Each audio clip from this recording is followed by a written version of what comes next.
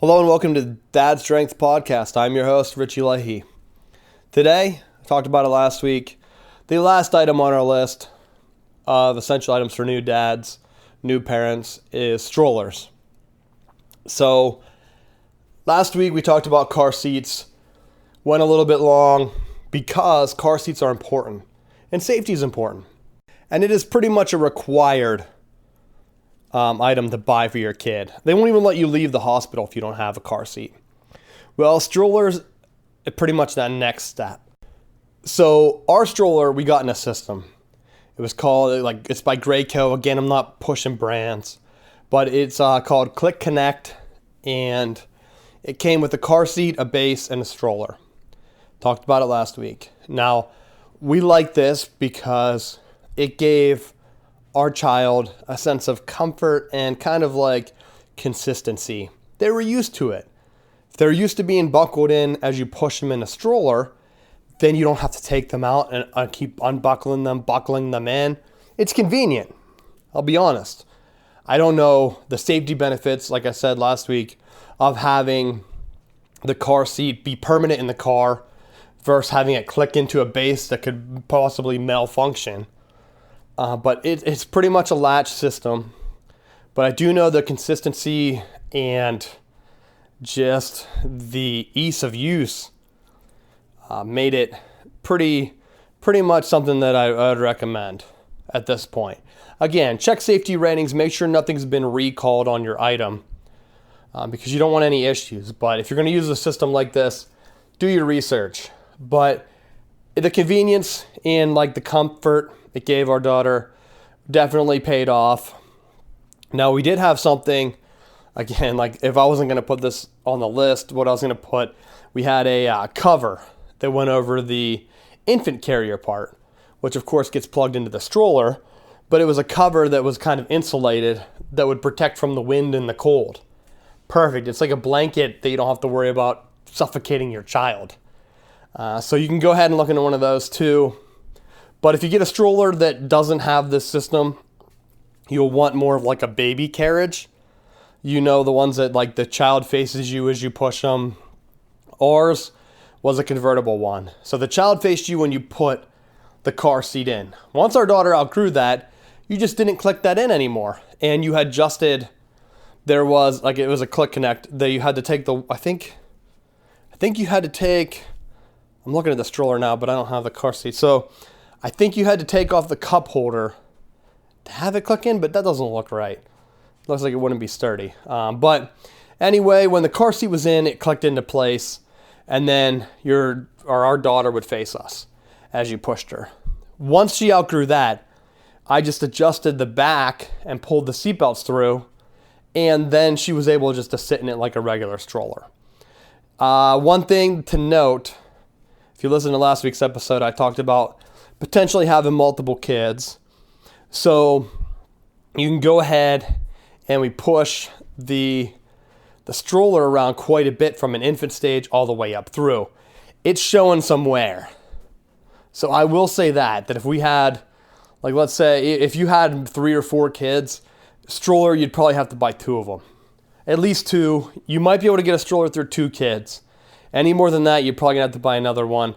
I don't know, though. You might be able to make it work. The other type of stroller, so that's 2 types of strollers.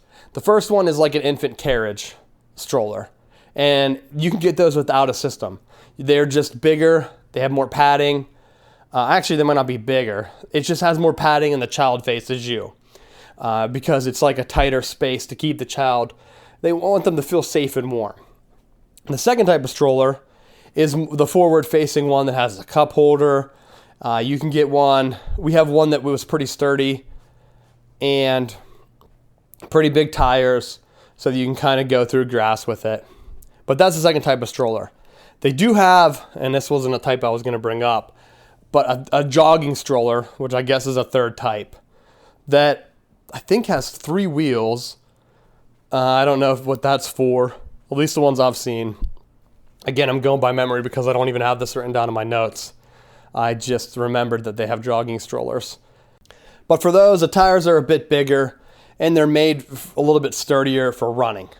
so you can jog with your kid. Now, ours wasn't a jogging stroller, and I have jogged with our daughter, and she loved it. She loved the wind blowing in her face. To me, I didn't see the needed expense of getting a jogging stroller.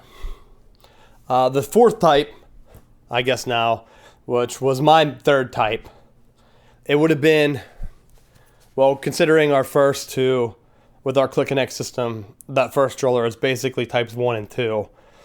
This would have been the third type I got either way, and that's an umbrella stroller. Now, umbrella strollers are lightweight, very easy to carry. I heard a lot of people recommend, well, you have to get one if you're going to amusement parks with your kid. To me, I'm like, well, if I'm going to be pushing the kid in a stroller the whole time, we won't be going to the amusement park. They have to be able to walk around first. I'm not that type of parent that needs to live through my kids to do like kid things. But the umbrella stroller, the thing that I hate about them, I do like that they're lightweight. The reason I don't like using it, and maybe I just haven't found the right one, but again, I'm not going to pay. They're pretty flimsy, to be honest. Your kid can tear right through one.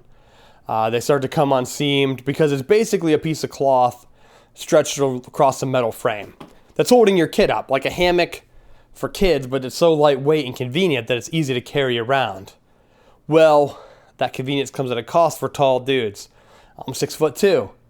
The strollers are so low, if I'm pushing it, my back starts to hurt. I'm only 30. I shouldn't be having back pains.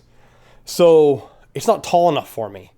If they had one that adjusted just a little bit taller, because I don't want to strain myself pushing my kid, because you need the strap or the bars to be high enough that you can get leverage pushing your kid. Well, most umbrella strollers, we've had people give us 2 different ones. They've been too short for me. And it kind of stinks. So I haven't found one that I like. It would be something that I would want to use as an umbrella stroller, but because the folding one is so much higher, it's better. The other thing I noticed with the umbrella stroller is because the bars are so low, my legs are so long, I'm kicking the bottom of the stroller as I walk, so then I have to take super short steps, and of course I'm bunched up, no wonder my back's hurting. So I always use our regular stroller, again, probably putting it through too much stress. But definitely, if you're tall, your partner's tall, you could be male or female, whatever, go to the store, push it around, make sure you're not bending over, because it will hurt your back. I'm just being honest. Can't push a kid through, like let's say you're going for a walk downtown, even if it's like a mile, you're going to be sore or at least stiff because that's not a natural position. So that's it for strollers. I tried to go through with this list, pick essential items. I know car seats and strollers are too essential, but they need to be talked about. Podcast has changed a bit. We've had a couple different iterations going through just talking about topics to going through the developmental charts. And then this gave me a way to talk about products. So this was a good way to finish out the essential items for new parents list. Go to ranker.com, search for items. Next week, I think I'm going to kind of give a recap on the list, update things a little bit, and continue on giving updates on the podcast and everything that I am doing. So, again, my name's Richie Leahy. Thank you for listening. Go to ranker.com, type in Dad Strength, find our list, vote items up or down. We have 25 items on our list. Finally done with it on the podcast. You can go ahead, tell your friends, vote on it. I do have videos. I'll update those next week as we go through and do a recap of the list. So if you've missed some, go back through and listen. If you're just jumping in now, next week will be an episode that goes through pretty much the list and the voting and what's going to happen with it. But I appreciate your help, appreciate you listening, and I will see you next week. Thanks again.